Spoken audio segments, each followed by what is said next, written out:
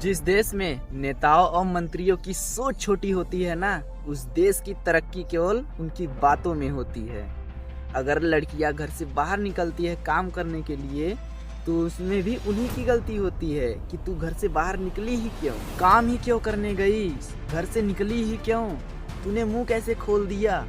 ऐसी कुछ सोच रखने वाले न हमारे देश में भी हैं। रिसेंटली वेस्ट बंगाल के अंदर दुर्गापुर में एक MBBS के सेकेंड ईयर की स्टूडेंट रात को 8:30 बजे पार्टी करके वहां से वापस आ रही थी और वहीं कॉलेज के गेट पर ही उसे 3 लड़के मिल गए। वो तीनों लड़के उसे पकड़ लेते हैं और कॉलेज से 1 किलोमीटर दूर ले जाकर दुष्कर्म करने ले गए उसे। और वो तीनों लड़के उसका ये नीचता और हैवानियत की जो लेवल होती है ना, उससे भी कई नीचे लोग चले गए हैं और इंसानियत तो आजकल के अंदर है ही। अब उन 3 दरिंदों को, दुष्ट को, पापियों को तो अरेस्ट कर लिया गया। पहला है अप्पू बौरी और दूसरा है फिरदौस शेख और तीसरा है शेख रियाजुद्दीन। और ऐसे में सबको लगता है कि वेस्ट बंगाल की CM ममता बनर्जी जी ने कहा है कि इतनी रात को लड़की करने क्या गई थी, लेकिन ऐसा नहीं है जैसा आप लोग सोच रहे हैं।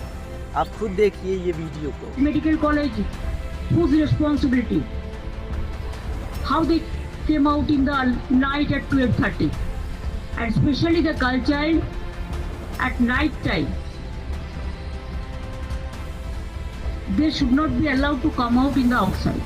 इस वीडियो में ममता बनर्जी जी ने साफ साफ कॉलेज वालों को रिस्पॉन्सिबिलिटी देते हुए कही है कि उन लोगों को ये ध्यान रखना चाहिए कि इतनी रात को हमारे मतलब कि कॉलेज की बच्चे बाहर ना निकले। लेकिन मीडिया वाले तो होते ही हैं सरकार के चौथे पिलर। वो जो चाहे वो दिखा दे लोगों को और लोग भी उन पर आसानी से विश्वास कर लेते हैं। और ऐसा ही किया उस लड़की के पिता ने। वो हाथ जोड़कर ये बोल रहे हैं कि हमने बहुत बड़ी गलती कर दी अपने बेटी को यहाँ पढ़ाई के लिए भेजकर। चीफ मिनिस्टर साहब को भी मैं रिक्वेस्ट किया, क्योंकि हम देख रहे हैं जहाँ यहाँ लड़की सिक्योरिटी नहीं है, इसलिए हम उसको रिक्वेस्ट किया जहाँ हम हमारा भुवनेश्वर में हमारा लड़की को ले जाओ, नहीं तो यहाँ से कभी भी मार भी देंगे। वो हमारा अभी विश्वास टूट गया, क्योंकि वो आश्वासन दिया ठीक है हम कोशिश करते हैं। अब आप सोच कर देखो कि हर वो माँ बाप यही सोचेगा कि क्या फायदा है हमारी बेटियों को ऐसे समाज में पढ़ाने का जब उसे सुरक्षित ही ना महसूस हो। अब उस लड़की के पिता हाथ जोड़कर ये बोल रहे हैं कि हमें अपनी बेटी को अपने साथ अपने पुराने घर यानी कि ओडिशा लेकर जाना है। जैसे ही कोई लड़की 2 कदम आगे बढ़ने की कोशिश करती है तो ये देश उसे 10 कदम पीछे खींच लेता है।